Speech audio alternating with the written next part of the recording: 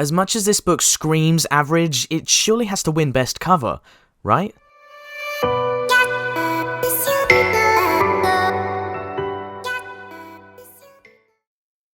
Across the EDA fans, there are a lot of mixed opinions about Option Lock, and I do understand why. Option Lock is a political thriller mixed with James Bond-style elements, yet almost feels like something taken from a Jon Pertwee-era story in places. It has some really gripping ideas and exciting plot points, and it takes its time telling the story and developing the plot. As much as this book has a few brilliantly crafted moments, I do feel overall it is an average Doctor Who story with nothing overly notable and frustrating cuts away from the main story quite often. Justin Richards is the author of Option Lock and has written countless books and audio plays for Doctor Who over the years. Even at the point when Option Lock was published, he'd already written a few books for Virgin in their New Adventures range, Missing Adventures range, and Decalogue series. Now, I'll be honest in saying that I haven't read any Justin Richards' older books at this point, but I have read a few of his new series books which were all okay, but nothing really groundbreaking or out there. The base premise is that Sam and the Doctor are forced to land after the TARDIS's power mysteriously starts to drain.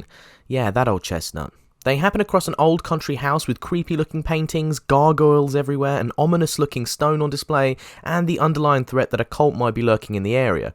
No, not that cult. The Doctor and Sam soon discover that the cult has wormed their way into key positions of power across the world, and are trying to incite World War III between America and Russia. You see, an alien spaceship crashed centuries ago into the small chapel and influenced people that witnessed the crash to try and resurrect the creatures that died inside, by linking with them psychically through the stone. The resurrection needs a lot of energy, so as soon as Earth is technologically ready, the stone links with the cult members to try and cause a nuclear war in order to gather up enough energy for the resurrection. The cult look to exploit a nuclear missile launcher called Station 9, which the US have tried to keep secret from the rest of the world. Silver, the leader of the cult, travels to the station after hijacking the Doctor's TARDIS, but in a turn of events, Sam's friend/potential boyfriend Pickering sacrifices himself to stop Silver completing the final launch. The book then ends with a somber scene where a future version of Sam returns to the house this story is based around a few months after these events occurred. If you've read any of Justin Richards' books before, then you'll know that he has a certain way of writing, and Option Lock is by no means an exception to this rule. The plot takes a long time to get going, and it felt like almost half the book is spent following the Doctor researching the history of this old house and the cult.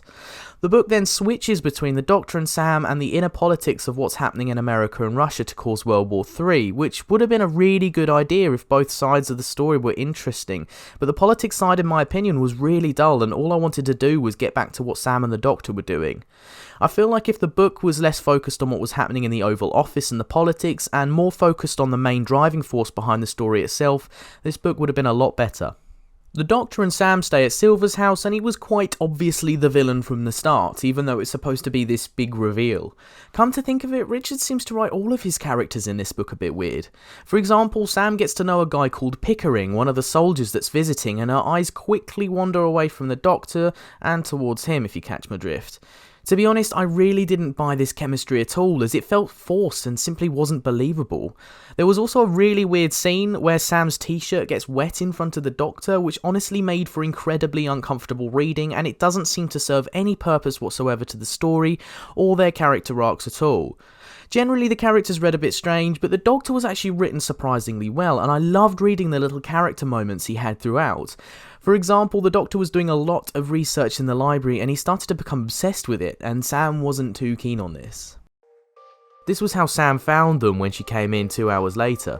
The Doctor's pile of things he'd already read had been transferred from the table to the floor and was tottering dangerously. Sargent, however, was halfway through his third manuscript.